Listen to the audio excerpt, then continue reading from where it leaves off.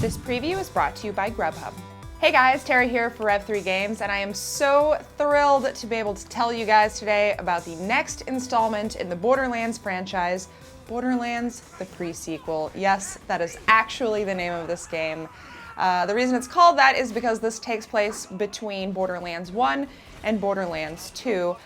So Handsome Jack's origin story is kind of what we're going to be exploring here, and really you're going to be able to see a whole other side of him that you didn't see in the previous Borderlands games. Get in there, switch it off, because things are getting really interesting up here, kiddo. I think the most interesting, or at least the most obvious fact about this game is that it takes place almost entirely on the moon. And that paves way for a whole bevy of interesting low-gravity environments. So you're going to be able to do things that you couldn't do in any previous Borderlands game, like things like long jumps, you can double jump, you're going to have jetpacks, so there's a lot of verticality to the environments here. So everything has this kind of Empire Strikes Back feel to it. That's really neat. I'm going to talk about that more in a second, but like every other Borderlands game, this has 4 playable characters, which we were briefly introduced to. Most of them are characters from previous games. The first one is Wilhelm the Enforcer.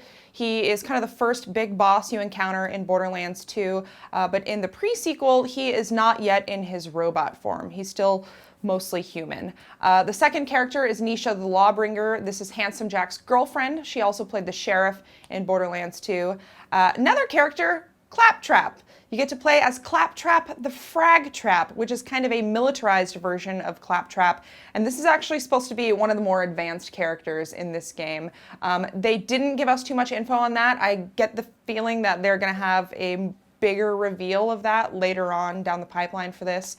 So I'm sure that'll be exciting. But for the purposes of this preview, we played about 20 minutes of the game co-op with Athena the Amazon, who is the Crimson Lance assassin. She was an NPC in the General Knox DLC, and she's kind of the tank character. So we got a little feel for her skill tree. Her special ability is something called Kinetic Aspis, which has, I guess, some Titanfall inspiration to it. It's basically a shield you throw out that absorbs any frontal bullets that come at you, and then you can shoot them back at enemies. And a lot of her skill tree, obviously we weren't able to see the whole thing, but a lot of her other skills sort of tie into that. So she has a skill called Wrath of the Goddess, where the Aspis ricochets off multiple enemies, so you can kill a bunch of guys at once. It's really awesome. We saw it in action. And then she also has skills like Prepare for Glory, which diverts attention onto her from the other players, which sort of ties into her whole tank role in the characters. So there are some new things, aside from the environments and characters. There's a new elemental effect called Cryo Effect, which is basically ice bullets that you can shoot at enemies to slow them, and then eventually they will freeze. This is really cool. There's a new weapon type. There are lasers, which they sort of compared to the proton gun in Ghostbusters. It's a laser gun. What else are you going to do there? And then they have some new moves. They have a ground pound specifically, where when you are jumping mid-air, you can tap the crouch button, and you'll basically just like do a big pound on the ground. This is really cool when it's used in combination with some of the other new things like the cryo effect. So you can freeze an enemy and then jump on him and ground pound him, and he will basically shatter into ice. And it's really cool with the ice stuff and just low gravity in general, because when you kill a guy, they'll just fly off into space. Like shards of ice will just fly every which way. It's really awesome to see. And then another thing they have, which also ties into the low gravity environments, are Oz kits. And basically oxygen is going to be a new element in the game. Since you are on the moon, you're going to have to constantly monitor your oxygen levels. Of course, there are inside areas on the moon where you won't need to do that. But you'll have to sort of find a balance between being able to breathe oxygen and powering your jetpacks, because the Oz kits are also what's going to power your jetpacks. And you can pick up Oz kits. There are ones that will have various elemental or explosive effects, which is also a really cool thing to see with the low gravity environments, because again, you see things shooting every which way. I was a little afraid that because we were on the moon, the landscapes and environments weren't going to be all that different from each other. But like I said, there is a moon base. There are apparently varied landscapes. We only got, a 20-minute chunk of the game, so we didn't get to see that many environments, but they say that they exist, so I guess time will tell with that.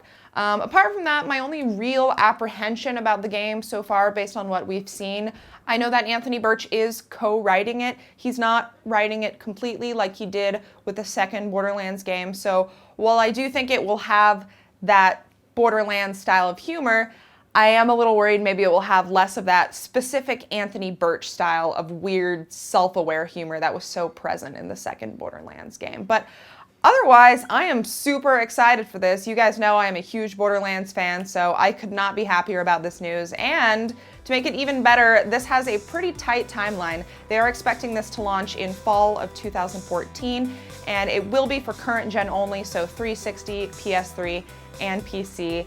They also mentioned that they're going to have a booth presence at PAX East this weekend. So if you guys are going to be at PAX East this weekend, they are going to be showing you the same thing that we saw, which was really exciting. So yeah, stay tuned for more Borderlands news.